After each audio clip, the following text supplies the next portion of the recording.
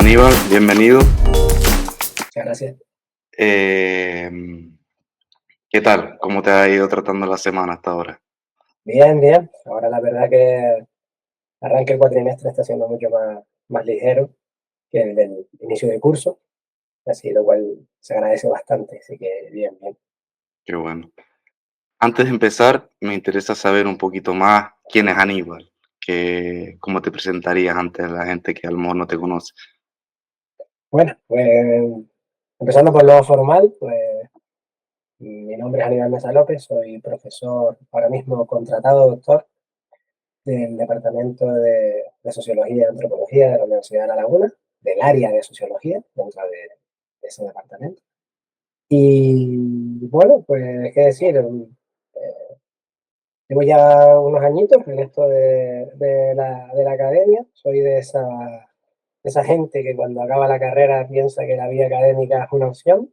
Mm, Por ahí diré, acabé el grado. En este caso yo soy licenciado en pedagogía, aquí en la Universidad de La Laguna. También soy el último miembro de una antigua estirpe de sociólogos canarios que son licenciados en pedagogía, porque los estudios de sociología en la Universidad de La Laguna no comenzaron hasta, creo que hasta el año 98, por ahí, cuando arrancó fíjate. la licenciatura. No, no me hagas mucho caso con el año exacto, pero fue ahí, a finales de los 90, cuando arrancó sociología. Entonces, aquellos que no tenían la posibilidad de irse a Madrid a hacer la carrera y tal, pues la vía era estudiar pedagogía y luego hacer el doctorado, que sí que arrancó antes, ¿no? El doctorado en ciencias sociales, tenía diversas nomenclaturas, y luego doctorarse en sociología. Pues yo soy el último de esa estirpe porque, claro, ya después, una vez ya inició el grado en sociología, ya sí que hay gente que se ha formado en sociología y ha seguido por la vida académica.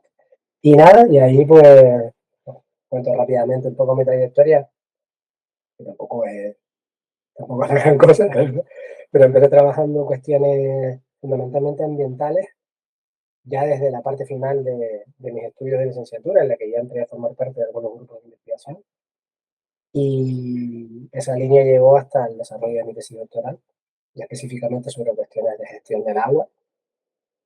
Y luego ya ahí hay un impasse, que si quieres hablamos luego con algo más de calma, y un cambio de tercio en el que paso a trabajar, a formar parte de otro equipo de investigación y a trabajar cuestiones relacionadas con sociología del deporte, que son las que ya desde hace pues más de 10 años ya son las que me han ocupado mayormente en este tiempo. Y bueno, pues ahí estamos, trabajando en eso y pensando también en cambios y en las líneas futuras, porque yo soy de los que después de cierta cantidad de tiempo trabajando sobre el mismo tema, necesito Mm. también resetear y ya tengo un poco en mente hacia dónde ir, hacia dónde virar, que también si quieres, eso te lo cuento un poco más. Iremos desentrañando, que me parece súper, súper interesante los diferentes temas. Pero aprovechar que nos cuentas que primero te enfocas en la pedagogía, hay una cuestión que he ido pensando, sobre todo hablando con colegas y amigos, y es la cuestión esta de estudiar y trabajar, más que nada en las edades en las que terminas, por ejemplo, cuarto de la ESO, terminas bachillerato y estás ahí, ¿qué hago? Empiezo a estudiar algo, empiezo a trabajar, que ya puedo empezar a ganar dinero. Y lo noto, sobre todo ahora, después de unos años. Me acuerdo cuando yo cursaba cuarto de la ESO, por ejemplo, que tenía amigos que decían, yo no sigo para estudiar, o tengo el trabajo este que conozca tal, que me enchufa ya y puedo ir ganando dinero. Y lo que me ha pasado ahora, 4, 3, 4, 5, 6 años después, es que la misma gente, cuando, yo qué sé, estamos hablando de un tema, a lo mejor que yo he mirado, he estudiado, cualquier tema, así que sobre todo te das cuenta de ellos en clase, a lo mejor, o cuando estudias algo y se le ven los ojos que les interesa, dicen, despierta algo ahí profundo en ellos que después me cuentan, ¡buah! Ahora pensándolo, llevando trabajando aquí 3 o 4 años, digo, me hubiera gustado no solo el estudiar, el eso que entendemos nosotros, terminar una carrera, hacer esto 4 años para después esto, o una FP para después esto, sino más que nada aprender algo y después trabajar en ese algo, ya sea, por ejemplo, tengo un amigo que le hubiera encantado meterse más en el tema de música. Todas estas realizaciones o después de unos años, después de haber dejado de estudiar y solo querer trabajar directamente, que se dan cuenta de que, mira, pues a lo mejor me hubiera gustado meterme a estudiar. ¿Cómo ves estos aspectos en sobre todo los más jóvenes? Ahí, bueno, por un lado hay una cuestión bueno, que estudiamos mucho en sociología y que es básica, que tiene que ver con pues, con el origen social, ¿no? Y con las inercias sociales y con cómo tu entorno familiar, tu entorno vecinal, tu entorno educativo, incluso, ¿no? Cómo eh, te, te traza un camino, ¿no? Y cómo digamos que te abre unas puertas, te cierra otras, o por lo menos te facilita más el acceso a determinadas vías que a otras, ¿no? Es una cosa que se ha estudiado mucho en sociología, en particular la sociología de la educación, ¿no? Todo esto de que, al fin y al cabo, en términos generales, los hijos de maestros van a la universidad y los hijos de albañiles van a la FP, en los casos, ¿no? O directamente al ámbito laboral. Entonces ya hay un condicionamiento de origen de clase que influye bastante a la hora de tomar las decisiones esas que tú dices, ¿no? Mm, Seguramente puedes recordar experiencias de ese tipo en tu propia trayectoria. El tema la imagen esta estereotipada, si queremos, de el compañero de clase que es hijo de maestro, ¿no? Y cómo se relaciona de una manera muy particular con las clases, con el estudio, ¿no? Con el rollo de la presión de los padres, el tema de dedicarle mm, todos los días tiempo a estudiar. Todo cuando pongo este ejemplo, todo el mundo siempre en clase, normalmente siempre cabecea pensando, sí, yo recuerdo a alguien así, ¿no? El típico compañero hijo de maestros que tenía una presión del carajo por tener buenas notas, por tal. exactamente. Evidentemente esas personas son mucho menos propensas a llegar a las conclusiones que tú planteabas, de decir, bueno, ¿y ahora qué hago? Termino aquí, termino esta etapa, termino el bachillerato, ¿qué hago? ¿Me voy a trabajar o sigo estudiando? Para esas personas prácticamente no hay opción. La Mm, universidad sigue siendo un objetivo muy fuerte y prácticamente por inercia terminan llegando a ello. Para aquellos otros que vienen de clases populares, que a lo mejor tienen padres que no tienen estudios superiores y tal, sí que está esa cuestión. Incluso para aquellos que son muy buenos estudiando. Hijos mm, que tienen muy buenas notas, que tienen un respaldo educativo importante en su centro por parte de sus profesores y tal, pero que no tienen esa presión en casa, que no tienen ese empuje, si quieres, ese énfasis tan... O los padres están encantados con que estudie, pero los padres no tuvieron esa oportunidad, por lo tanto tampoco se van a fajar tanto. Es normal que no se fajen tanto en que el hijo llegue a la universidad. Entonces, en ese contexto sí que se abre eso que tú comentabas. Bueno, ¿y ahora qué hago? Sigo estudiando, ya tengo la oportunidad porque mi contexto me permite ya salir al mundo laboral, tal, y, y claro, y luego puede pasar lo que tú comentas, ¿no? Tomar una decisión que a lo mejor parece en tu contexto más natural, de decir, bueno, yo ya llegué hasta aquí, ahora no voy a trabajar,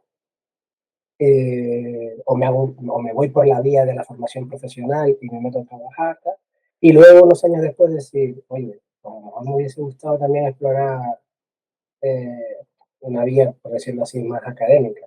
Que como decías también tú, a veces no vinculamos tanto a las cosas que nos gustan, ¿no? Eso que te decía, esa visión un poco cuadriculada, ¿no? De mm, estudiar, ¿para qué? ¿Para qué voy a la universidad? Para obtener un título que me permita ir a trabajos mejores y tal y cual, pero no porque tenga un interés yo genuino en las mm, cosas que estudiamos. Y joder, la sociología para eso las ciencias sociales en general. Yo diría que en las humanidades también.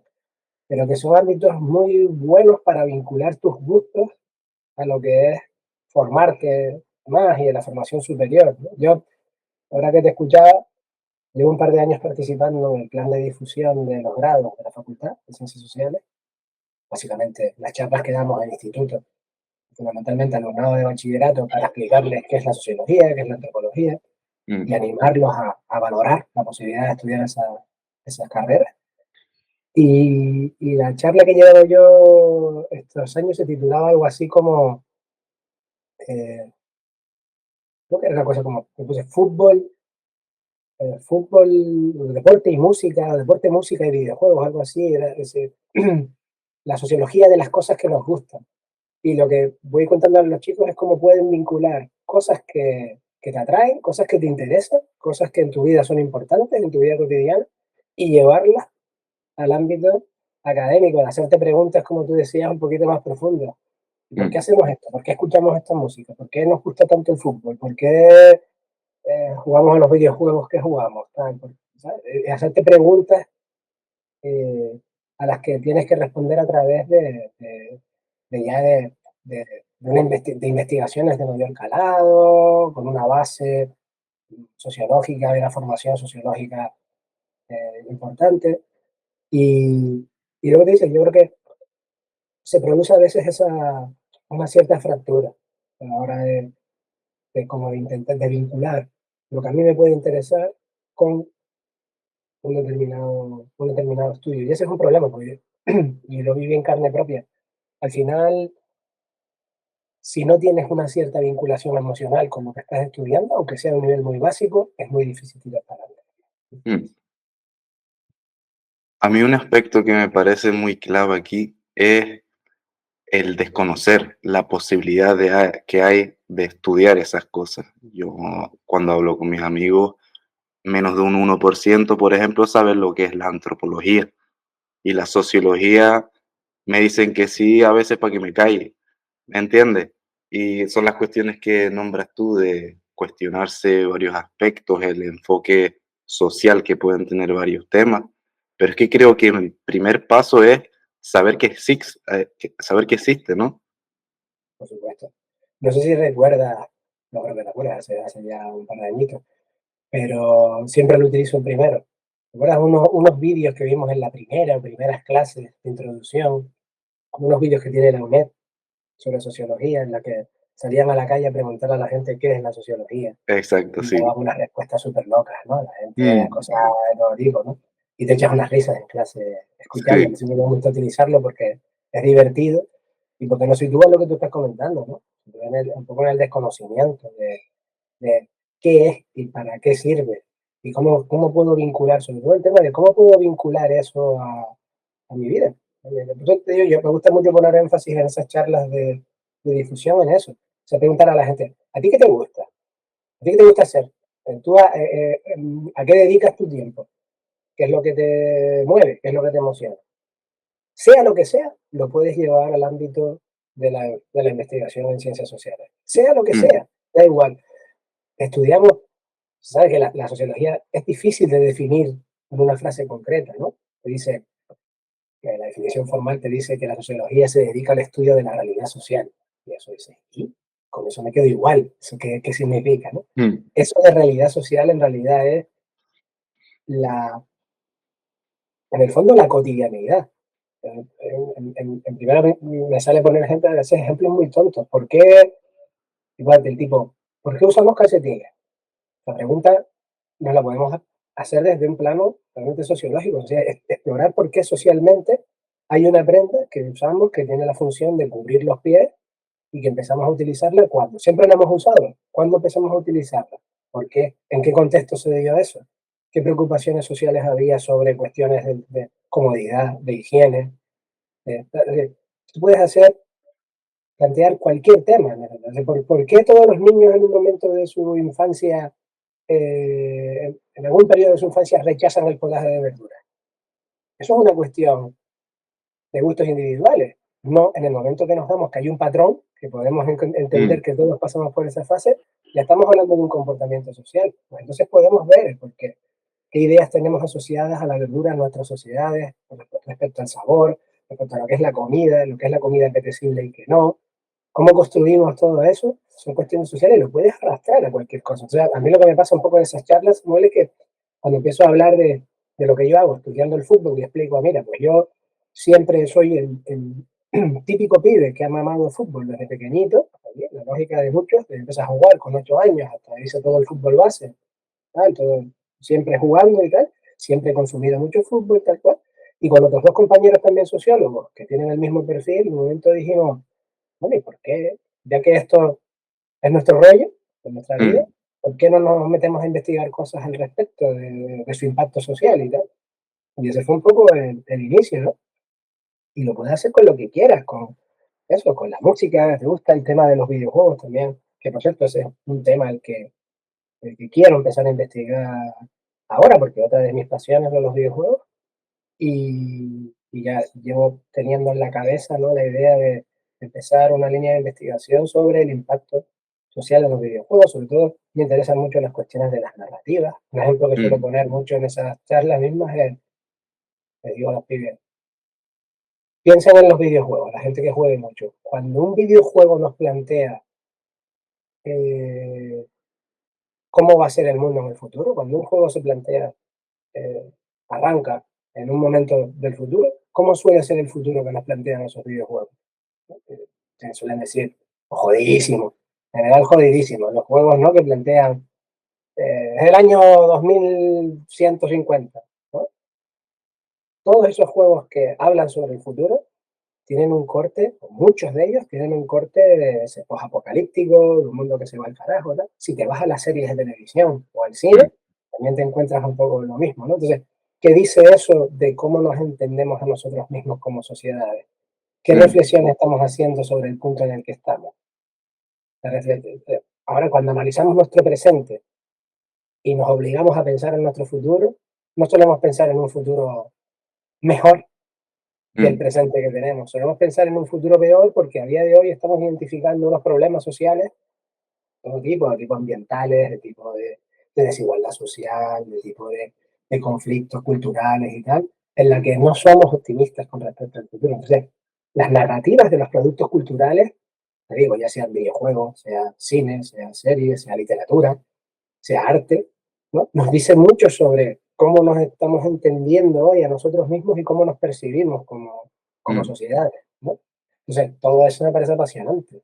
Es guapísimo cuando tú puedes coger el rollo que a ti te va, lo que te gusta, e intentar profundizar sobre él desde una perspectiva social, ¿no? Sociológica, antropológica. Prefiero hablar de ciencias sociales en general, ¿no? Porque mm, ya hay diversidad de enfoques, pero que son eh, temas interesantísimos y que yo creo que la clave está un poco ahí, en conseguir vincular. A mí, por ejemplo, por concluir esto también, me enfada mucho cuando me llega el alumnado a un cuarto TFG, sobre todo si es de sociología, y llegan y le dicen, profe, ¿qué hago? No sé qué hacer. Digo, vuelvo a lo mismo, digo, a ver, ¿a ti qué te va? ¿A ti qué te, tú qué mm, haces por las tardes en tu casa cuando te aburres? ¿Sabes? ¿Qué te gusta hacer? Coño, pues piensa cómo profundizar en entender mejor eso que te llama tanto, ¿no? Por ejemplo, el tema de los videojuegos también, una cosa interesantísima son las cuestiones de las relaciones de género, ¿no? mm. Como en el mundo del videojuego, eh, y además en determinado tipo de videojuegos hay una cultura machista, patriarcal, perdón, machista, patriarcal, muy marcada, en el que se rechaza la presencia de las chicas como jugadoras y tal, ¿no? O sea, es un aspecto muy interesante que estudiar en términos sociales, ¿no? Sí. Y así, eso sirve como un ejemplo de muchísimas cosas que se pueden trabajar ahí, ¿no? Nosotros, por ejemplo, uno de los trabajos gordos, o digamos la serie de trabajos más gordos que hemos hecho con respecto a la sociología del fútbol, ha tenido que ver con los rituales que se desarrollan en los grandes eventos futbolísticos. En particular, trabajamos las finales de la Champions League y luego de la Copa Libertadores para el ámbito de América Latina, ¿no? En el sentido de tratar de entender cómo toda la ritualización que se construye antes y después de los partidos en sí, ya sabes, todo el tema de la entrada al campo, que suenan Mm, los himnos, todo eso, cómo eso se ha ido complejizando, se le ha ido dando una forma cada vez más compleja y más concreta, a través de la cual los organizadores de esos torneos lanzan lanzan mensajes sociales, lanzan mensajes políticos, ¿no? ¿Sabes? Piensan, yo qué sé, desde el hecho de cuando los equipos saltan al campo con un niño, agarrando a un niño de la mano, y Eso nunca lo he esos, entendido, eso esos nunca lo he niños, por entendido. ejemplo, esos niños, por ejemplo, son un niño, una niña, uno negro, otro blanco, otro Vale, asiático, tal, ¿no? Ahí se lanza un mensaje de el fútbol como elemento de unidad, como elemento de unión en la diversidad, okey, ¿entiendes? vale, Ese tipo de vale. cosas. Eh, eso no es inintencional. O sea, ahí los reguladores, en este caso la UEFA, el organismo regulador del fútbol en Europa, y la Conmebol, organismo regulador de fútbol en América Latina, construyan esos rituales eh, para eso, para lanzar determinados mensajes a la audiencia y reforzar su posición como un actor social relevante a nivel global, ¿no? Y Mm, con el fútbol se nota especialmente, ¿no? Porque el fútbol, eh, pues sinceramente, pues para ser honestos, es uno de los elementos que más fuerza tienen para generar comunidad en el presente. Es decir, frente a la política, que la política es tremendamente divisiva, ¿no? En la que cada uno se sitúa en una posición, pues el seguidor, la tribu, nosotros llamamos la tribu global, el fútbol, es eso, es una tribu global. A la gente le gusta el fútbol y se identifica en el seguimiento del fútbol, aunque tú seas de un equipo o de otro, pero te une el fútbol, ¿no? Entonces, estos organismos internacionales que regulan el fútbol han entendido que tienen una capacidad muy fuerte para hacer llegar mensajes de carácter global y de carácter, en el fondo, político, ¿no? Piensa, yo qué sé, en las campañas que lanzan contra el racismo, mm. de lo que te decía antes, los mensajes de inclusividad en la diversidad y tal y cual, todo eso se articula ahí, ¿no? Entonces, eh, nosotros nos dedicamos a analizar esos rituales para tratar de entender cómo esos mensajes pasaron de ser inexistentes, porque no había una ritualización en la que se dijera nada en particular, los equipos, ¿entiendes? El partido empezaba y ¡pum! ¿No? Entonces lo saltaban al campo, como Ujú. cualquier partido que puedas echar tú con los colegas prácticamente, ¿no? Ahora a protocolos muy definidos, muy claramente limitados, y en los que, lo que te decía, se dicen determinadas cosas prácticamente con cada elemento, ¿no? Son mensajes que tienen que ver con multitud de cosas, con el carácter global del fútbol, con su diversidad, con una supuesta equidad, con todos esos elementos, ¿no? Y bueno, pues eso es algo muy interesante que analizar porque en última instancia tiene una gran influencia sobre muchísima gente, influencia de la que normalmente no somos conscientes, pero que efectivamente la tiene. El tema del fútbol es, creo que no lo podemos a llegar a asimilar. Como dices tú, antes tenía menos variables, era la variable de ir a ver un partido de fútbol porque te gustaban los dos equipos de fútbol. Ahora como que se entiende más como la comunidad alrededor. Cuando nombras la política es muy interesante porque yo discutiría que si comparamos la gente que entiende o dedica horas a entender la política en comparación con el fútbol, no tiene nada que ver. Y ahí lo que tú dices que estas entidades se aprovechan o aprovechan la visualización que tiene o la audiencia que tiene el fútbol. Y es muy interesante todo el factor social. Por ejemplo, yo tengo primos que van cada 2 por 3 a Inglaterra, porque Inglaterra el fútbol lo es todo. La gente trabaja para llegar al fin de y volverse loca ahí. El aspecto social que ha creado el fútbol es muy, muy interesante. Y sobre todo, a ver, yo he estado un poquito mirando trabajos que tiene sobre estos temas relacionados con el deporte y el fútbol.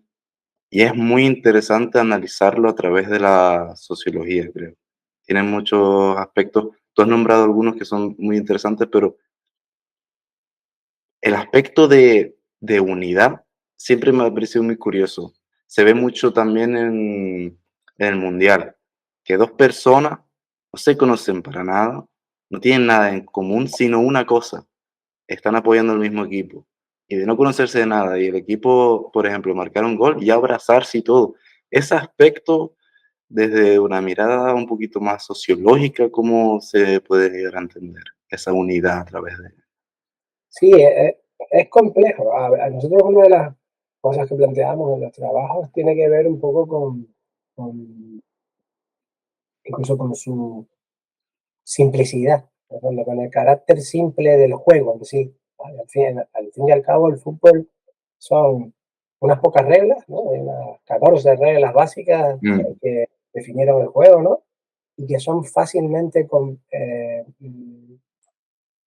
entendibles de una manera transcultural. Es decir, no implica una complejidad o una especificidad que haga que eh, se generen barreras culturales a la hora de entender eso. Eso no quiere decir que todo el mundo entienda lo mismo o todo el mundo experimente el fútbol de la misma manera, Mm, pero sí que su núcleo básico es muy elemental. Entonces, en términos culturales eh,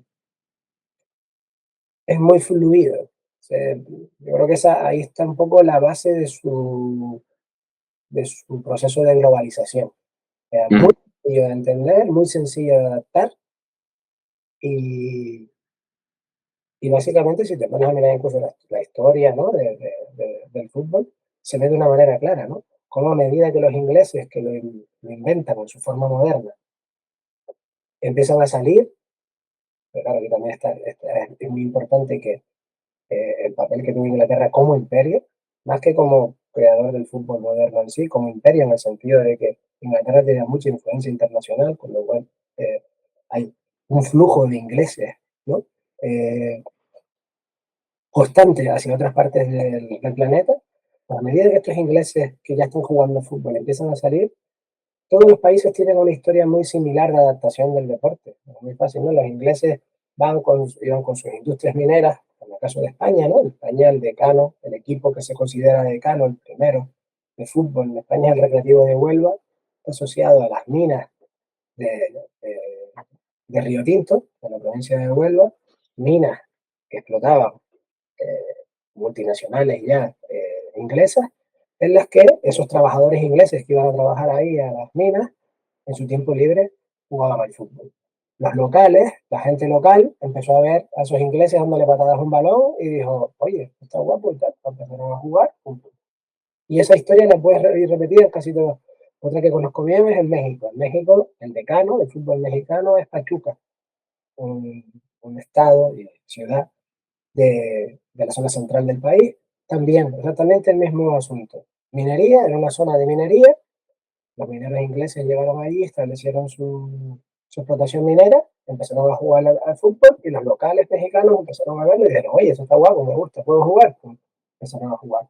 qué curioso, ¿no? Sí. A ver si estoy entendiendo, o sea, así es como se está expandiendo el Así fútbol el de proceso de globalización del fútbol arrancó, porque vale, arrancó vale. fundamentalmente a través y sobre todo en particular de la minería. A partir de las multinacionales inglesas que empiezan a operar en otros países, es como empieza a darse ese proceso de difusión. Los ingleses salen por ahí a trabajar minas en otros países y se llevan el fútbol con ellos. Y el Qué fútbol llega a interesante. esos países y esos países, digamos que lo compran, Mm, lo adaptan.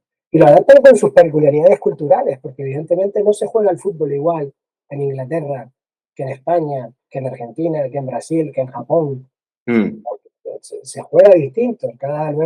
Cada región, cada país también hace una lectura propia de ese deporte. Pero a lo que iba es que finalmente el núcleo básico es muy elemental.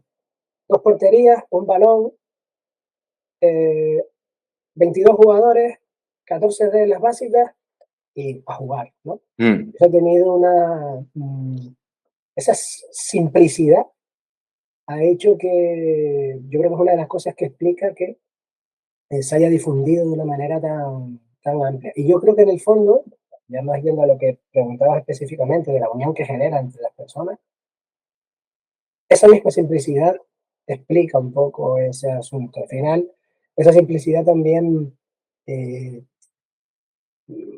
se enlaza muy bien con la emocionalidad y entender fácilmente lo que está pasando, involucrarte con lo que está pasando porque lo comprendes, lleva a una identidad emocional con ese elemento que, que te hace de alguna manera sentirte cerca del que tienes al lado, al que no conoces de nada, como tú decías, pero que está experimentando las mismas emociones que experimentas tú ante ese fenómeno.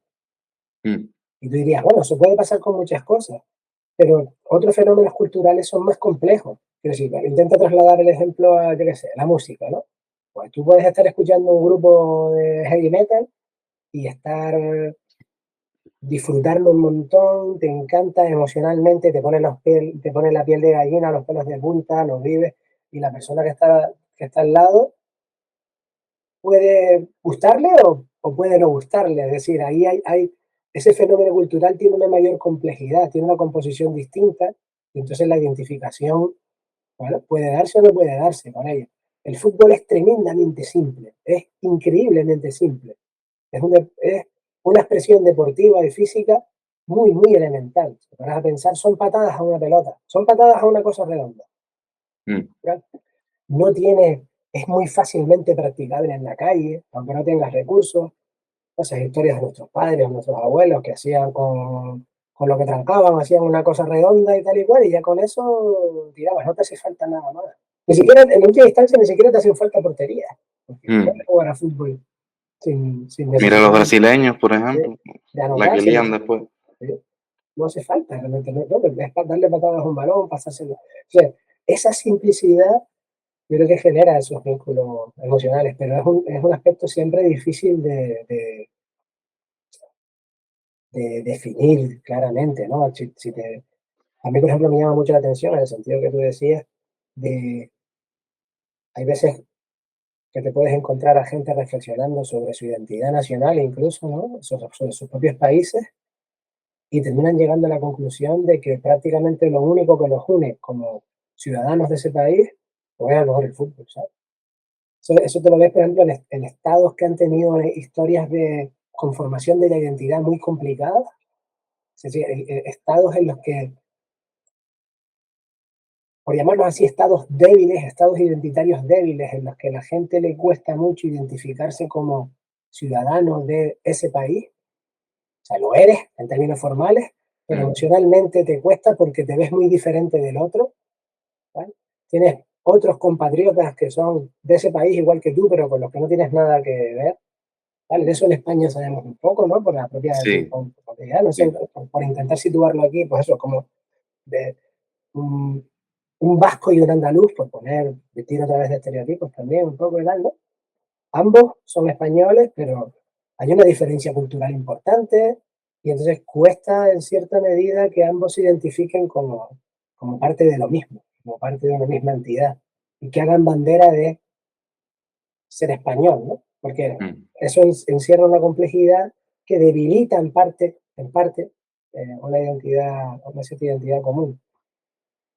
Y España mmm, no es el mejor ejemplo tanto en cuanto en España, independientemente de su diversidad interna, sí que se puede identificar una, una cierta solidez identitaria con sus matices, ¿no? Pero en otros estados que podemos considerar como más débiles o en estados incluso fallidos, yo esto lo viví particularmente en Ecuador. Ecuador es un ejemplo de esto. Ecuador es un país, pero Ecuador no es una identidad nacional. Ecuador tiene una diversidad interna tan bestial en todos los sentidos, desde un plano mismo geográfico, mm, territorial.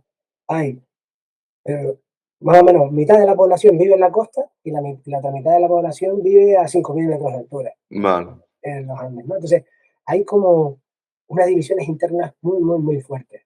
Hasta el punto, por ejemplo, te pongo un ejemplo para entender esto. Hasta el calendario escolar es diferente en función de la zona del país. No tienen un calendario escolar unificado. Por ejemplo, Imagínate. mientras los de la costa están de vacaciones, a lo mejor los de la sierra están en clase y al revés. O sea, hay muchos elementos. Luego hay hay un cierto volumen de población negra que va por otro lado, de población indígena que va por otro lado. Es un país que tiene Mm, el rollo de sentirse orgulloso o más que orgulloso, sentirse ecuatoriano, sin más, es una cosa un tanto voluble, difícil de definir, ¿no? Entonces, cuando reflexiona, la gente de esos países a veces reflexiona sobre su propia identidad, te llega muchas veces a decir, dice, es que aquí quitando el fútbol es lo único en lo que mm, todos salimos con la bandera, salimos diciendo, somos ecuatorianos, ¿sabes? Somos de lo mismo, ¿no? Somos capaces, lo que tú decías antes, somos capaces de abrazarnos el de la costa con el de la sierra, con el indígena, con el negro. Cuando juega la selección de Ecuador, vamos todos a uno, pero no hay nada más, no hay nada más. mm, Entonces, a mí me llama mucho la atención cuando me encuentro ese tipo de discursos, de gente que proviene de espacios, vamos a llamarlos espacios identitarios débiles, si quieres, por usar un eufemismo, ¿no? Eh, mm. eh, ay, Se te fue la cámara un saltó momento. sola, sí, yo Sí, creo que va a tener perfecto. un bajón en la conexión, ¿no? Sí. Eh, eso, que viene de espacios identitarios débiles y que identifica que el fútbol es lo único que es capaz de crear ciertos lazos de identificación más sólidos. Mm. Pero claro, también al mismo tiempo que pueden ser más sólidos, son efímeros muchas veces, ¿no? Yo también, uno de mis compañeros del equipo de investigación de deporte tiene un trabajo con respecto a esta cuestión, un poco de la identidad, la identificación efímera que se experimenta con la selección nacional en tiempos de torneos, ¿no? Cuando hay Mm. Mundial, hay Eurocopa, todos vamos con España, ¿no? Por decirlo así. Y después cuando acaba, tal, ganemos o perdamos, luego ya cada uno vuelve a su redil, por decirlo así, identitario, ¿no?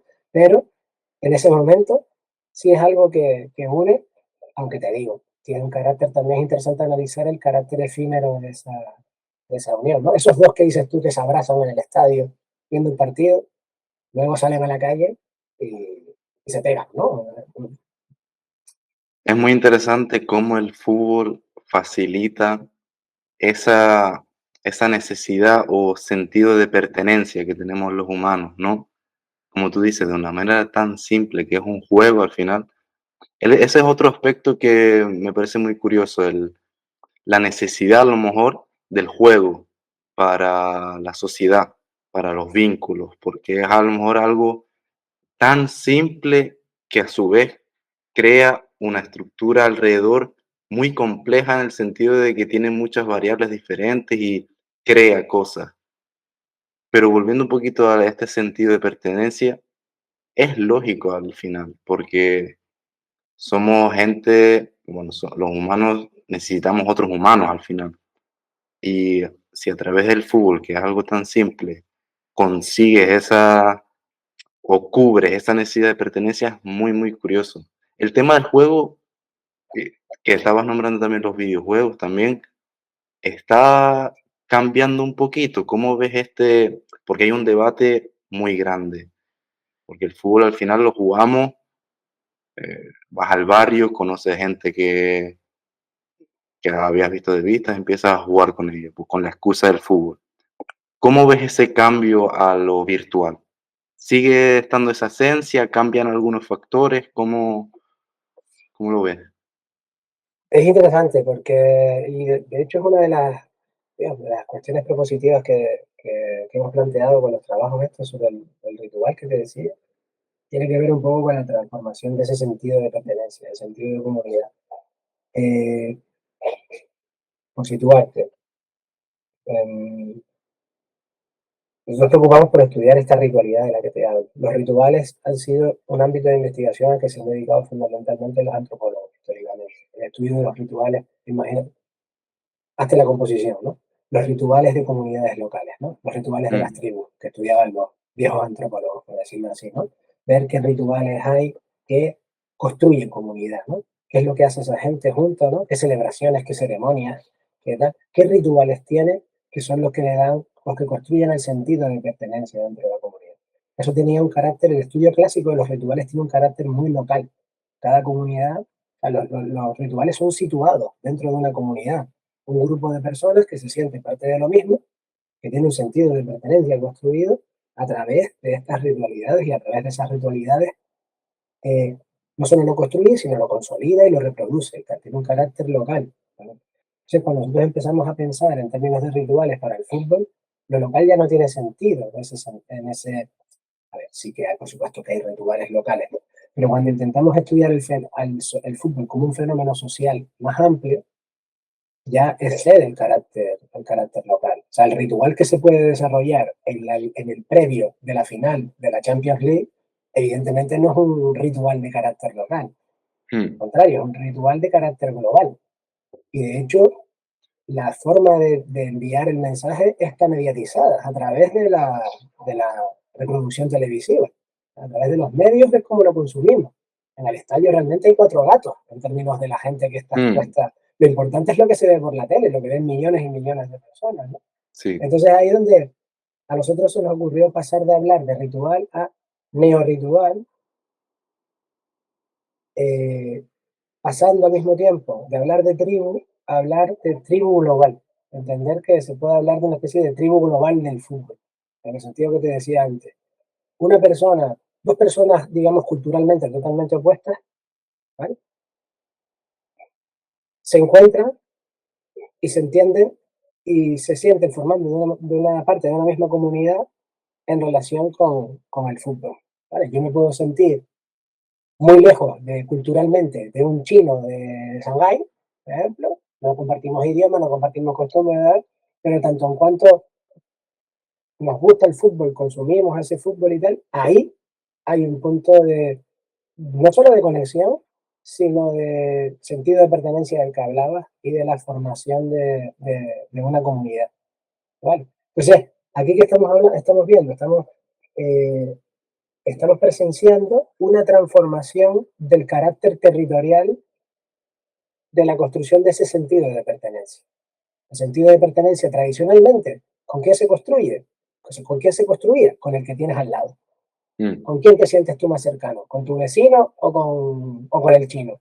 Tú te sientes mucho más cercano con la gente que tienes cerca, ¿no? Nosotros culturalmente aquí, en nuestro espacio. Tú te sientes en general, nos sentimos mucho más cómodos con otros canarios que con gente de otros lugares, ¿no? Aquí, por ejemplo, en Canarias también somos muy conscientes de eso, la relación que tenemos con los peninsulares, ¿no? mm, De España, ¿no? Y esa diferencia cultural que percibimos. O sea, en Canarias lo tenemos bastante presente, ¿no? Entendemos que hay una diferencia cultural significativa, al menos, ¿no? Y tú, a partir de ahí, construyes un nosotros y ellos, ¿no? En el que tú haces tu cierre, ¿no? Construyes tu cierre identitario y tu cierre comunitario. Eso históricamente ha sido así. El territorio, el lugar, el concepto de lugar aquí es súper importante, es lo que le da forma a la cultura y lo que hace que te relaciones con los demás de una determinada manera. Pero eso ya no está siendo tan así, por lo que tú decías, y ahí que hablabas de lo virtual. Ahora hay espacios de socialización y de identificación cultural que no están ligados al territorio, que se desarrollan en espacios virtuales. Al mm, final, yo viendo la final de la Champions League en mi casa, eh, en Canarias, y el chino viéndola en la suya y tal, podemos estar compartiendo ahí un mismo espacio de socialización y de construcción identitaria, recibiendo unos mismos mensajes y entendiéndolos en un determinado marco concreto, pero que no tiene un carácter local, tiene ese carácter global y sentirnos parte de lo mismo en esa instancia. Vale, esto, el filósofo coreano Byung-Chul Han tiene un libro que se llama Hiperculturalidad, desarrolla ese concepto, el concepto de hiperculturalidad, y él llega a decir de una manera un tanto provocativa, diría yo, que ese es el camino hacia ahí, hacia donde vamos en términos de construcción identitaria.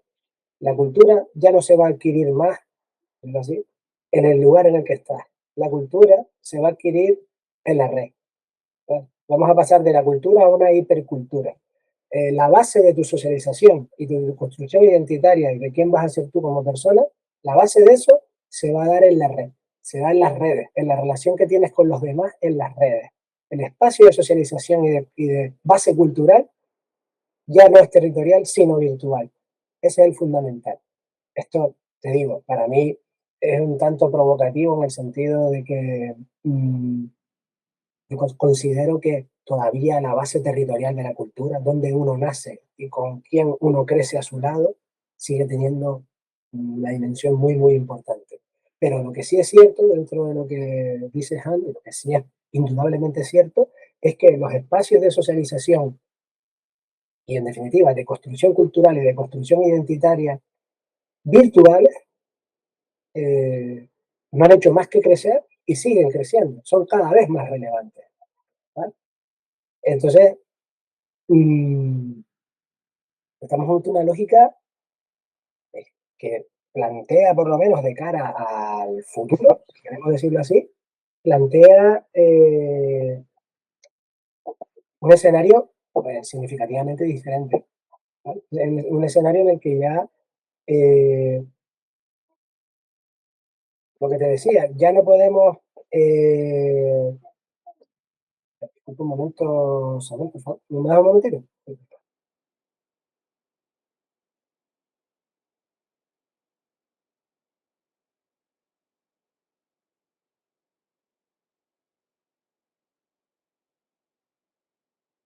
Va, disculpa, Samuel, que tenía que ir. Sin Eh, problema, no hay problema. pues eso, que claro, la base entonces cambia completamente, ¿no? Y eso abre la vía a que fenómenos de carácter global, como este del fútbol, eh, terminen adquiriendo incluso más importancia de la que han tenido hasta ahora a la hora de eso, a la hora de construir identidad, a la hora de ser el suelo a partir del cual la gente estructura su sentido de pertenencia. Se cree comunidad, lo que tú decías, ¿no? Al final, el sentido de pertenencia, la necesidad de sentirnos parte de un grupo, es una necesidad tremendamente humana.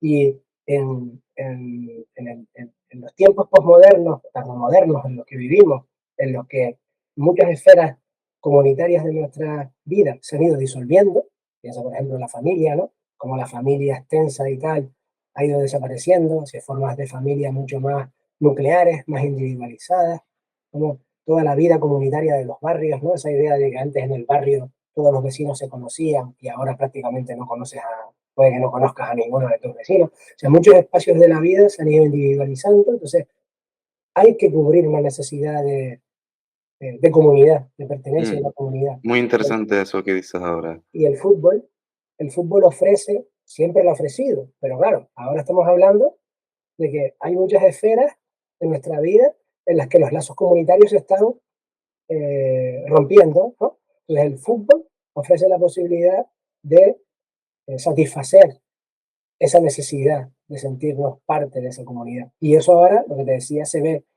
tremendamente potenciado por lo virtual, porque ahora tu comunidad tiene una base mucho más amplia. Ahora ya no es a los que nos gusta el fútbol de mi barrio, ahora es los que nos gusta el fútbol del planeta, por decirlo así, ¿no? Y eso es muy interesante de estar atentos para ver cómo va, cómo sigue, ¿no? Cómo va evolucionando en los próximos años, cómo se va configurando eso.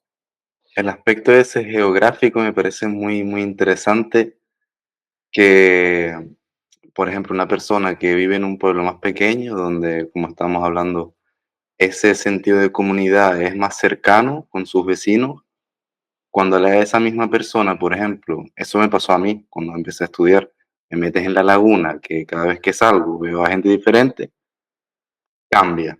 No reconozco a la misma gente, pero la necesidad de pertenecer a algo sigue y tendemos a buscarla siempre. Es muy, muy curioso que, aun cambiando los espacios geográficos, la necesidad es la misma. Me parece muy curioso ese aspecto. Ahí hay dos investigadores sobre fútbol bastante importantes, ingleses ambos, Roland Robertson y Richard Giulianotti. Robertson es el de, ¿recuerdas el concepto del que veíamos que les contaba también el primero de globalización? O sea, Sí, mezcla de lo global y lo local, ¿no? Ese Roland Robertson fue el que creó ese concepto. Tiene varios trabajos con este otro investigador, Richard Giulianotti, relacionados con el fútbol. Y en el sentido de lo que decías, tienen uno muy interesante en el que se dedicaron a estudiar a eh, migrantes escoceses en Estados Unidos, que vivían en Estados Unidos, eh, relacionados con el hecho de ser fans de los dos principales equipos del fútbol escocés, de la ciudad de Glasgow, Glasgow Rangers y el Celtic de Glasgow, ¿no?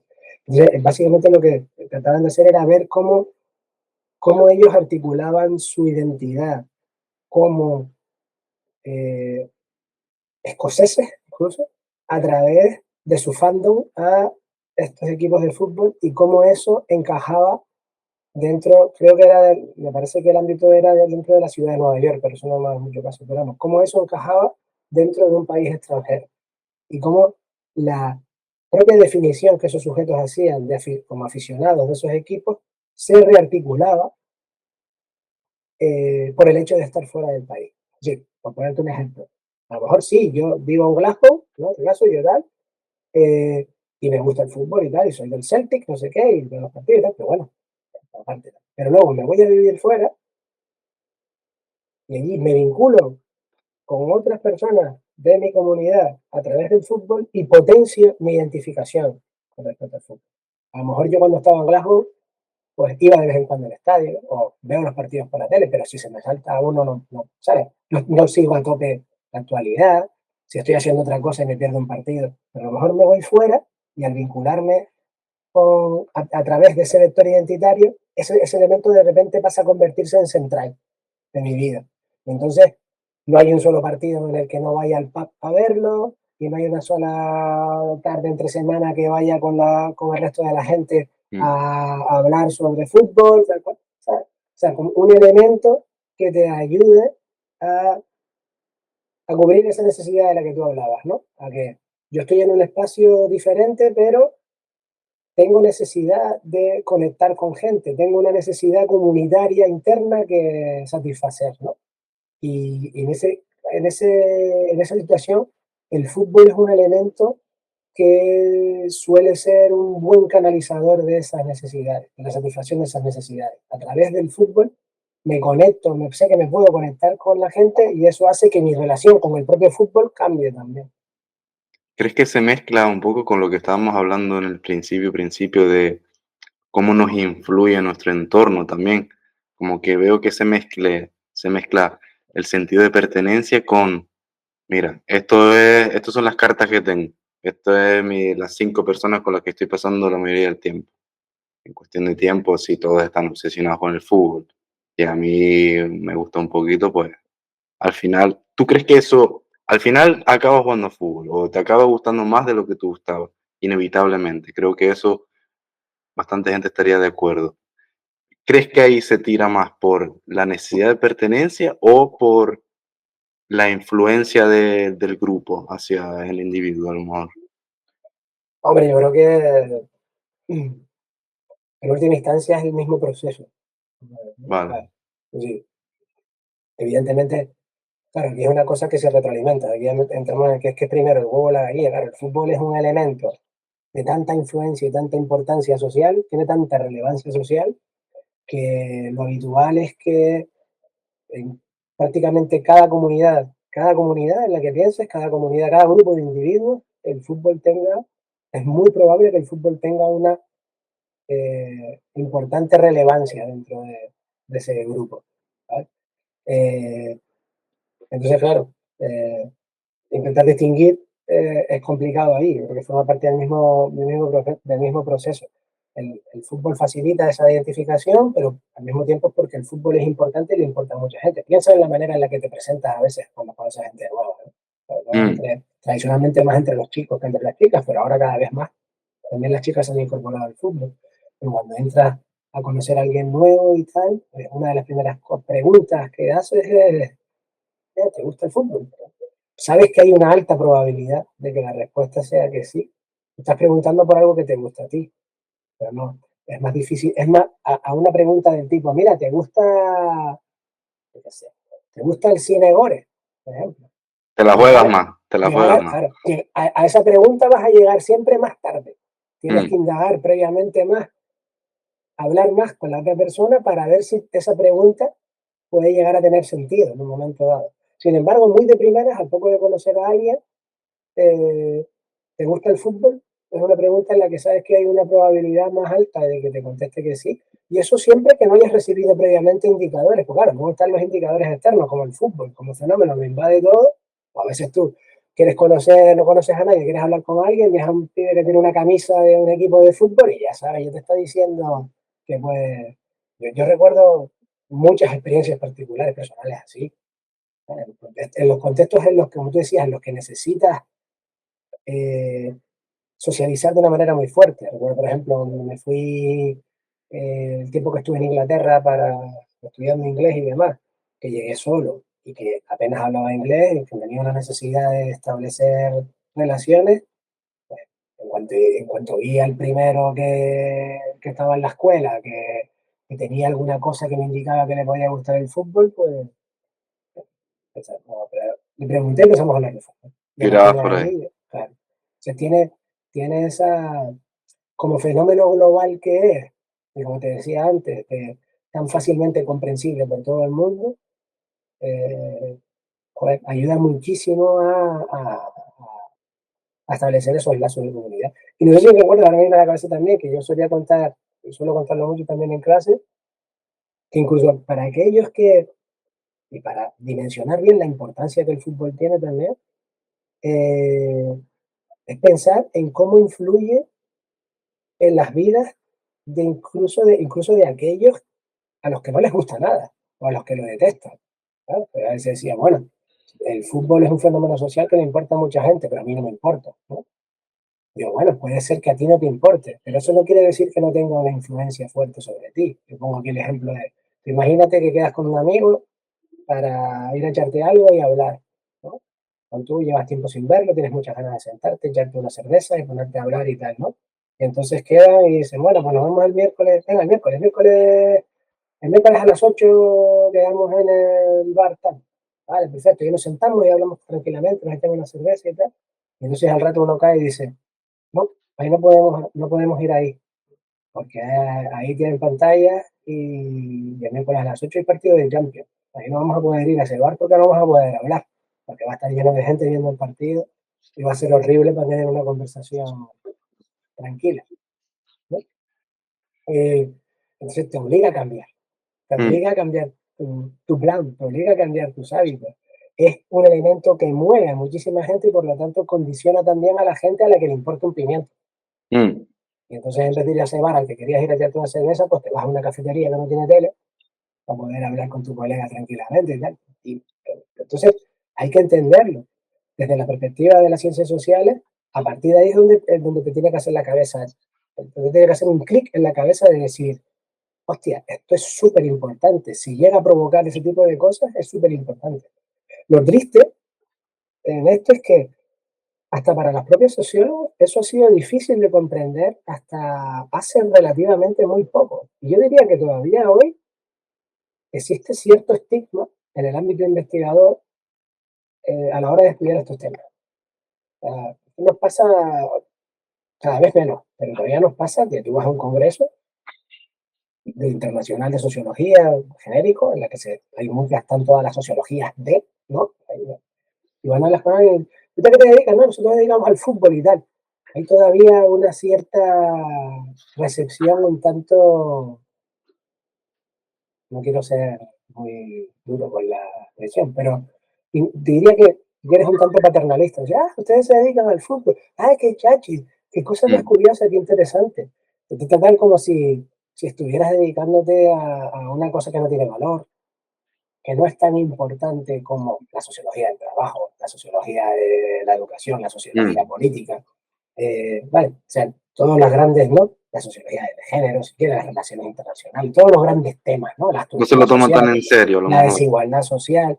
No tiene el mismo valor estudiar la desigualdad social que estudiar el fútbol. Se entiende que estudiar el fútbol es una cosa más pintoresca, que tiene menos importancia social o menos importancia en la vida de las personas. Pero Mm, ahí te paras y dices tú, nómbrame un fenómeno social que tenga mayor relevancia y mayor influencia sobre la cotidianidad de la vida de las personas que el fútbol. ¿Hay ya, algo? ¿Hay algo a nivel global que tenga mayor influencia que eso? ¿Sabes? ¿Cuántos fenómenos hay así? La cosa es que, claro, eso tiene que ver con que el enfoque clásico de la sociología ha sido muy materialista. Me explico. La sociología nace a finales del siglo XIX, se desarrolla fundamentalmente, se desarrolla durante todo el siglo XX y se desarrolla en la mayor parte de su tiempo bajo el dominio del marxismo como ideología de referencia. O sea, la sociología clásica es fundamentalmente marxista. Evidentemente hay otras corrientes, las estudiamos, ¿no? Hay toda una visión conservadora dentro de lo que llamamos funcionalismo y tal y cual, pero digamos que la corriente dominante de análisis social durante el siglo XX es una perspectiva materialista asociada a la crítica marxista al capitalismo y tal y cual. Eso está muy, muy presente. Eso, a lo mejor ya para la generación de ustedes, es menos percibible, aunque sé que también lo perciben y sé que tienes un vídeo con Oscar hablando al respecto, ¿no?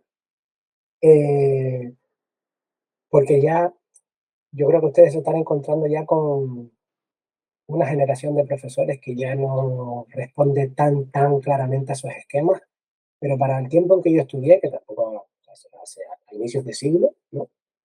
hace 20 años que terminé. ¿No?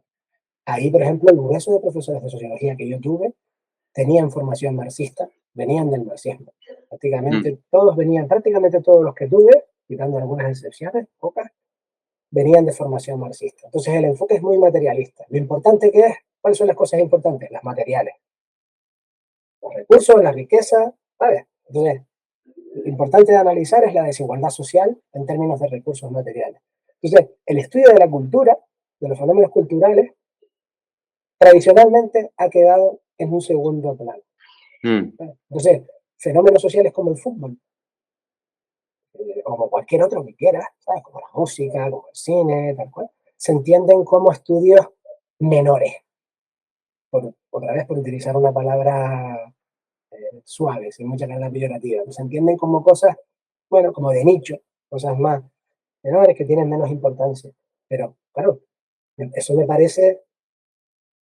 eh, me parece de una falta de visión muy preocupante por parte de los propios sociólogos, porque es lo que tú dices, o sea, tú analizas la vida cotidiana de la gente, y entre la vida cotidiana de la gente, de muchísima gente, el fútbol ocupa un papel central para mucha gente. Para muchísima gente el fútbol es un elemento que estructura, tú lo decías antes hablando de la sociedad inglesa, ¿no? El fútbol estructura tu cotidianeidad. Eso es muy fuerte. ¿De cuántos fenómenos sociales podemos decir que estructuran tu cotidianeidad, que articulan tu día a día? ¿Cómo tu día se puede organizar en base a lo que el fútbol te ofrece, ¿no? Los fines de semana para ir al estadio, no sé qué, el pub para ver el partido con los amigos, no sé qué, los partidos que consumes por la tele, los que juegas y tal. Es tremendamente fuerte. Entonces, ¿cómo me vas a decir que eso tiene menos importancia? Hombre, evidentemente del fútbol no se come, por decirlo así, ¿no? Es lo que te decía, esa visión tan materialista de la sociología clásica ha desplazado los estudios culturales a un cierto ámbito diría, de marginalidad. Y todavía hay que luchar un poco contra eso, como te lo digo como investigador, ¿no? Decir, te enfrentas con una risita. Muchas veces te enfrentas a una risita. Ustedes son los que estudian el fútbol. Qué guay, qué interesante. Palmadita en la espalda. Y me voy a lo importante, ¿no? Me voy a ver qué dice la gente que estudia cosas serias. Es como un poquito lo que la frase esta de el que desconoce el bien, el que hace el mal es porque desconoce el bien. A lo mejor esos aspectos de que no entienden el fútbol o el impacto que puede tener a nivel social es porque desconocen, no se han metido, no han salido de su mundo, de estos grandes temas que nombras tú. Y al final es como veo un patrón ahí en todo, como que criticas algo porque no te has puesto a entenderlo. Yo lo veo sobre todo esto, cuando por ejemplo, yo a día de hoy, yo le pregunto a mi abuelo lo que estudio yo y por 1 millón de euros él no sabe decírmelo.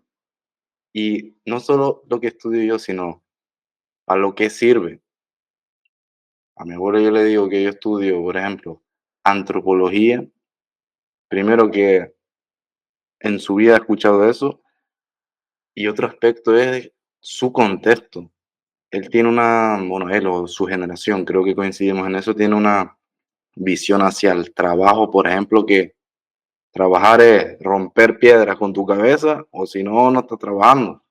Eso de estar sentado así cuestionándose, crítico con aspectos, eso ya es para gente o gente contada. Ese cambio en generación también es muy curioso. Y creo que la idea principal en esto es contextualizar, dar a entender la otra realidad. Más allá de, porque es lo que vemos siempre, no, esto es lo que sirve porque lo tuyo es malo, tal. A mí me gusta mucho la antropología, porque la antropología, más que meterse en aspectos políticos en que si es mejor o peor, se centra en que lo entiendan. Esto es un aspecto, por ejemplo, el fútbol. Pues, ¿en qué contexto sucede el fútbol? Explicarlo lo mejor posible para a través de esa información la gente pueda como que balancearse un poquito más, como decir, vale, pues a lo mejor no es tan loco o tan inútil, a lo mejor como la gente puede llegar mirarlo, gente que al final, opino yo, desconoce. Otro aspecto que nombraste ahí, voy a aprovechar y comentarlo contigo, es este aspecto del marxismo en la universidad, sobre todo en las ciencias sociales, diría yo. Mi visión, yo no tengo nada en contra, a ver, el problema lo veo yo no en el marxismo en sí. El marxismo tiene un enriquecimiento histórico por el simple hecho de que afectó o tuvo como consecuencia un montón de hechos. Y a nivel de estudiarlo es brutal porque da a entender un montón de aspectos históricos. El problema es cuando ya se trata de explicarlo o darlo a entender desde una superioridad moral. Lo clave, creo, es fomentar un espíritu crítico y a la hora de explicar el marxismo o ideas marxistas o con el que combate desde una superioridad moral, que es algo que sinceramente no con todos, no con todos he tenido suerte de tener profesores muy buenos, pero sí veo un pequeño patrón en que o cuando llega ese tema, como que se ven obligados a defenderlo, a no mojarse mucho, y digo yo, pero a ver, si estamos en la universidad, aquí venimos para cuestionar todo. Aquí tienes razón hasta que el otro te lo mire de otra forma y se cuestione y, ¿sabes? He hecho un poquito de menos eso, la verdad. ¿Cómo lo ves desde la docencia a lo mejor? Y yo, en relación con lo que te decía antes, yo, a ver, yo creo que esto se puede explicar, evidentemente, de diferentes, utilizando diferentes vectores, ¿no? Yo creo que en parte, una de las cosas que pasa es que entiendo que la formación que recibieron, o sea, la manera de aprender sociología, antropología, del profesorado, de ese tipo de profesorado, que era la que un poco plantea esas cuestiones desde posiciones ideológicas más o menos cerradas, si quieres decirlo así, y poco abiertas eh, a la contestación, poco abiertas al cuestionamiento. En buena medida es porque aprendieron así, aprendieron sociología, aprendieron antropología así.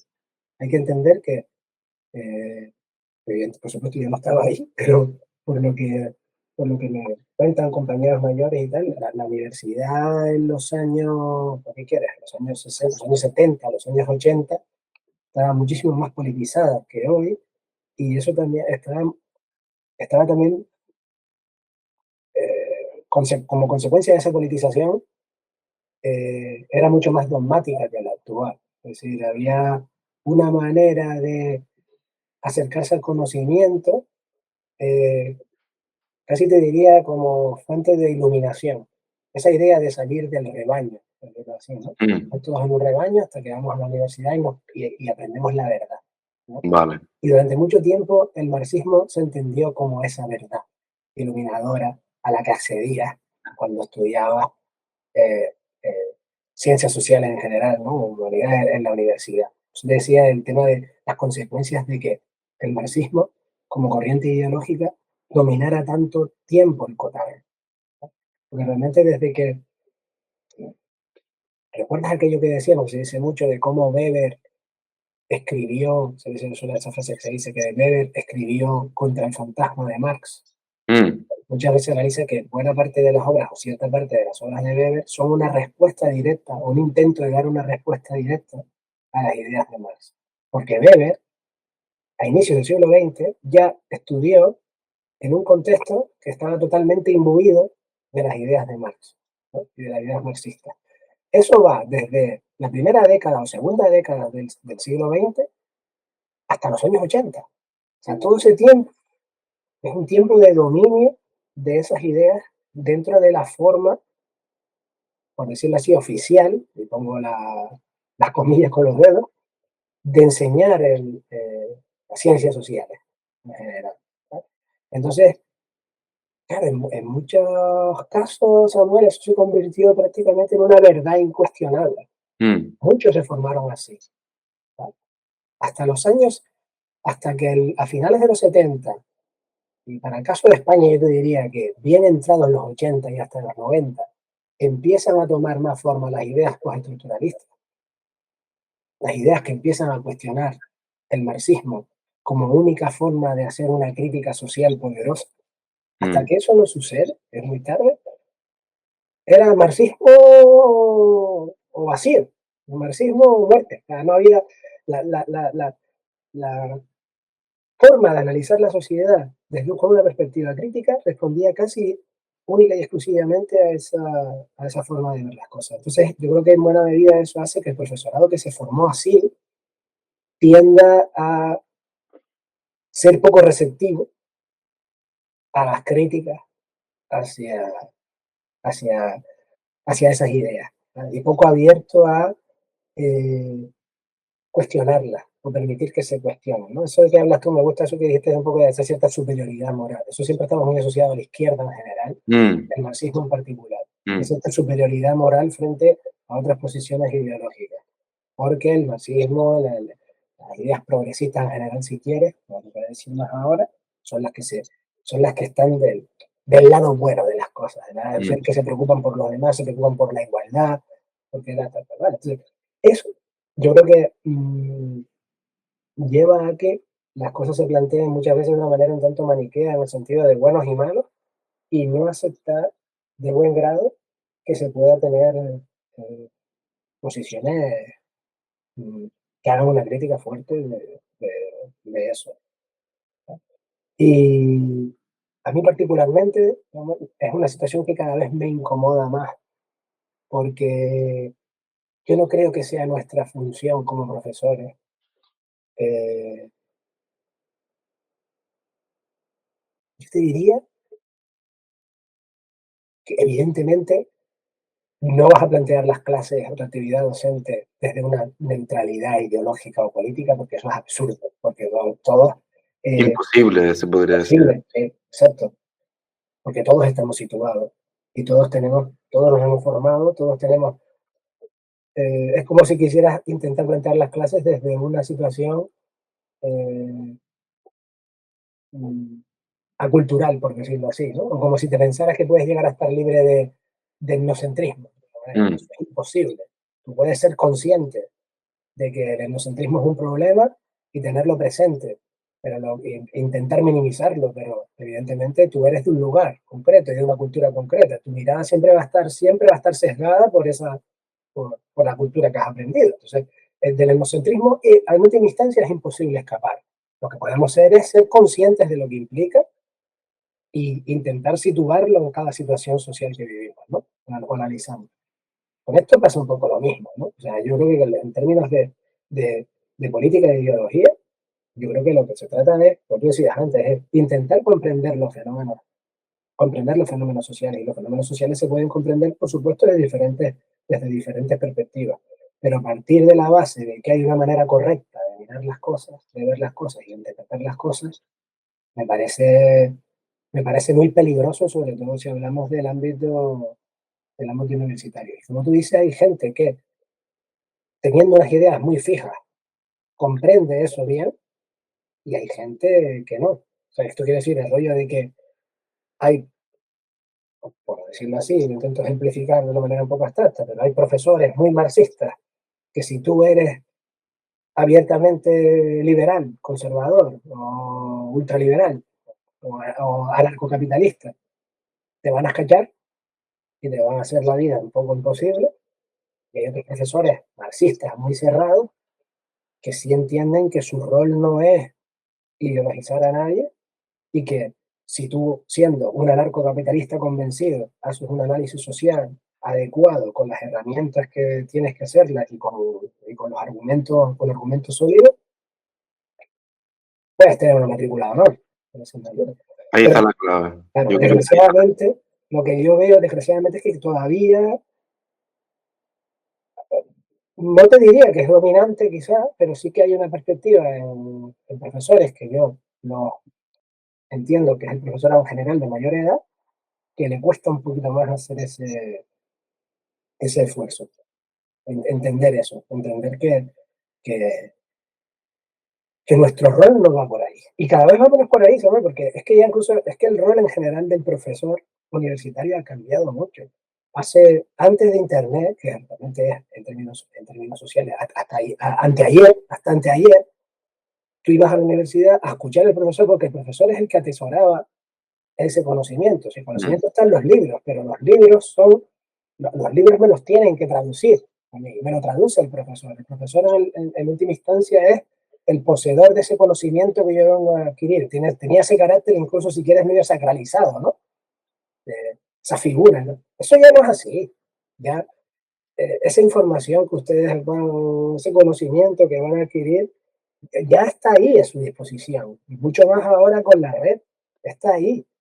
Ahora el rol del profesor es más de alguien que te ayuda a hacer la digestión de esa cantidad de información y de conocimiento que hay por ahí, que te ayuda a entender determinadas cosas y a interpretarlas correctamente. Eso te quería preguntar, Aníbal, el cambio que se está viendo, y te quería preguntar el papel que va formando, va consiguiendo la universidad y los profesores con la llegada, por ejemplo, de la cantidad de información que hay en Internet. Por ejemplo, ¿qué ves en clase que no puedas ya encontrar en YouTube o en bibliotecas? Te quería preguntar sobre eso que estamos tocando ahora. ¿Qué papel juega el profesor realmente ahora? Porque antes, como señalaste, el profesor era la información. De ahí es donde sacabas tú, profe, ¿y qué es esto? ¿Qué es esto del marxismo? ¿Qué es esto de...? Yo ahora voy a YouTube y encuentro 1000 perspectivas y 1000 visiones del marxismo. Así que, ¿cuál crees tú que es el papel fundamental ahora con este tiempo nuevo del profesor o de una institución como la universidad? Y que además, antes de contestarte, que lo encuentras mejor, que eso lo hablo yo mucho con los chicos. Tú dices, tú vas a internet, vas a YouTube y encuentras la información que necesitas sobre un tema determinado y además contado de mejor manera, más entretenida, más directa que lo que normalmente hacemos los profesores en clase, ¿sabes? Así que yo no puedo ya, yo planteo esto mucho ya en clase muy abiertamente, yo no puedo competir tanto con la cantidad como incluso con la calidad. Evidentemente en internet también hay mucha mierda, por supuesto, y una de las cosas que hay que aprender es a diferenciar, ¿no? Y Mm, quedarnos con lo bueno, ¿no? Que siempre es complejo. Pero yo como profesor, yo ya no puedo competir ni en términos de cantidad ni de calidad de la información que pueden recibir a través de la red. Entonces, como dice, ¿mi rol cuál es? Se tiene que redefinir. Y a mí me gusta plantearlo en términos de que a lo que tiene que ayudar un profesor ahora mismo, lo que mejor puede aportar a los chicos y lo que yo estoy viendo que mis alumnos consideran más valioso es multiplicar las preguntas. Saber multiplicar, aprender a multiplicar las preguntas sobre los conceptos, sobre los temas. Como tú dices, tú puedes acceder a porque yo quiero enterarme de qué es X cosas. Voy a internet y me lo cuentan, ¿no? Vale, y recibo una información completa en un paquete más o menos cerrado, tal. Bien, lo puedo entender y lo puedo comprender bien. ¿Vale? La clave, lo que uno puede aportar a la universidad para mí es cómo enlazar preguntas nuevas, construir preguntas nuevas sobre elementos sobre los que ya conozco. ¿Vale? El tema este de decir, en eso no había pensado, no lo había mm, visto desde ese plano, no había visto cómo esto que estoy entendiendo se relaciona con esto otro. Si esa idea un poco de multiplicar preguntas, que te llevan en definitiva a que ideas que tenías que piensas que tienes controlado, de repente te das cuenta de que hay más posibilidades. Había más posibilidades de mirarlo, había más posibilidades de interpretarlo, ¿no? Entonces, yo cada vez veo más mis clases, Samuel, como ejercicio reflexivo. Este año lo he vivido de una manera muy clara, porque este año no tuve docencia en primero, tuve docencia en cuarto, el salto completo, a una optativa, además, sociología de las edades. Claro, la naturaleza de la asignatura y de las clases es totalmente distinta que dar una asignatura como fundamento de sociología, que es de formación básica, en la que se presentan conceptos básicos mm. muy elementales, de una manera muy sencilla, pero en la que tú estás plantando los cimientos para luego construir. Aquí ya no, aquí ya estoy con alumnos que están terminando el edificio, ¿no? Entonces, la manera de acercarnos a las clases ha sido totalmente distinta. Ha sido más bien plantearlo, mira, esto es lo que dice la sociología de las edades sobre los niños, sobre los jóvenes, sobre los viejos. Vamos a pensar sobre esto, vamos a darle vuelta. ¿Qué implica mirar esto así? ¿Qué implica definir a un niño como, qué implica definir a un viejo como alguien que tal? ¿Cómo se relaciona eso con otros aspectos? Es decir, la idea ha sido, eh, ante cada tema, intentar ver cómo ser capaces de enlazarlo con otras dimensiones y otros aspectos, no dejarlo como un compartimento estanco cerrado. Y lo que te decía antes, si yo voy a una asignatura como Sociología de las Edades y te digo, pues bueno, pues la perspectiva marxista a la hora de hablar de la infancia dice esto, esto y esto y esto. Y la perspectiva funcionalista a la hora de hablar de los jóvenes dice esto y esto. Eso lo puedes ver, como tú decías, por 1000 sitios, de 1000 maneras diferentes, mejor contadas. Ya el profesor no aporta nada a ese nivel. Mm, No aportas nada, porque es que lo que decías, que incluso la calidad del discurso también la vas a encontrar mejor en la red porque hay gente haciendo cosas increíbles en términos de comunicación. Y un profesor lo que tiene es su palique. Y hay gente que palica mejor y hay gente que palica peor, ¿no? Pero ya ni siquiera a ese nivel puedes competir. Entonces, ahí hay que pegarle, hay que darle un giro importante a nuestra propia concepción, hablo de los profesores, ¿no? Y una reflexión profunda sobre nuestro propio rol. ¿Qué pasa? Que la gente que está terminando su carrera no está ahora mismo en disposición de estar en eso, ¿sabes? ¿Qué piensas? El profesorado que está en torno a 60 años, que ya está viendo más, está pensando ya más en, en finalizar, en cuánto le queda para jubilarse o para prejubilarse, en cuanto tal, a ese profesorado en general está menos dispuesto por una cuestión simplemente vital, no porque sean cerrados, sino por una cuestión simplemente de momento vital, a hacer una reflexión profunda sobre que su rol como profesor tenga que transformarse de una manera profunda. Pero yo creo que por lo menos el profesorado más joven sí que tenemos que ser conscientes de que ya la relación con el conocimiento y la relación con el alumnado no puede ser la misma que ha sido tradicionalmente. Yo eso lo tengo clarísimo. Y, y, y creo estar haciendo el esfuerzo, estoy haciendo el esfuerzo, no sé si me está saliendo bien, pero estoy haciendo el esfuerzo por intentar abrir esos espacios. Evidentemente, como te decía antes, no es lo mismo, por supuesto, dar una clase en primero, donde tienes que poner esos cimientos que te digo y hay que dar determinadas cuestiones, tienen que quedar más o menos claras para poder construir, que ya más avanzado, en la que ya las posibilidades de reflexionar y de articular esa visión de multiplicar preguntas es mucho más sencilla de hacer. Pero yo creo que la cosa tiene que ir un poco por ahí.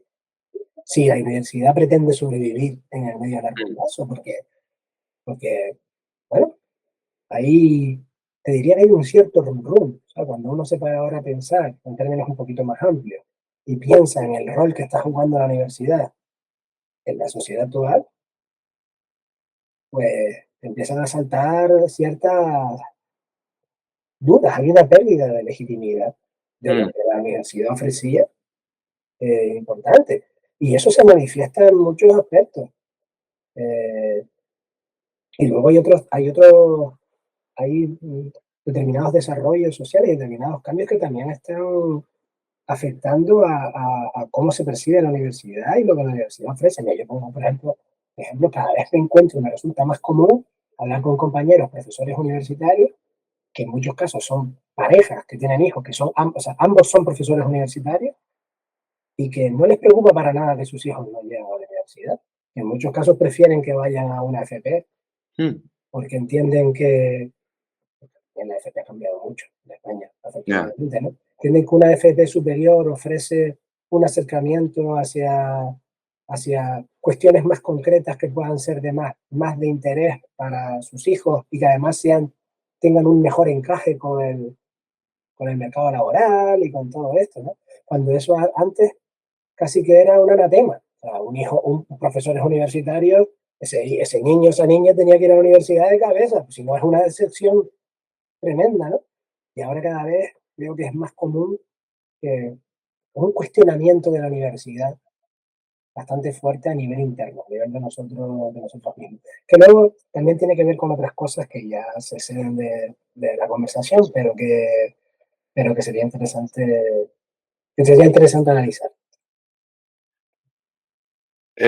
Para terminar este argumento también, yo entiendo el papel ahora de la universidad, normas modernas, como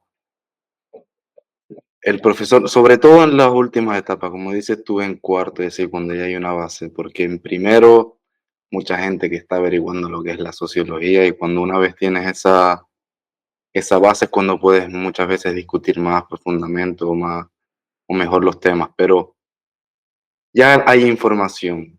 Lo que yo creo que hay mucho valor en las universidades es que no soy yo el que está en mi casa con mi ordenador mirando vídeos, sino estoy en un aula con el compañero, la compañera, esta persona que piensa así, esta persona pero todos nos interesa la sociología, nos interesa lo que estamos dando.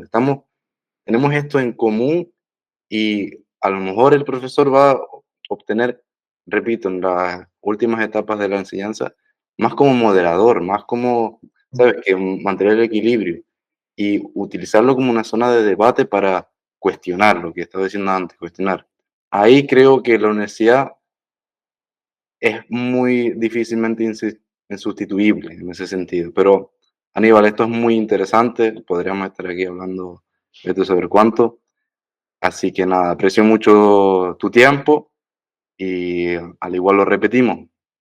Sí, cuando quieras. Pero como tú dices, hay muchos temas que se quedan ahí pendientes, Mm, en medias tintas, y otros tantos de los que podríamos hablar que no tocamos, ¿no? Así que, nada, cuando quieras, cuenta conmigo y nos echamos otro rato arreglando el mundo, como quien dice.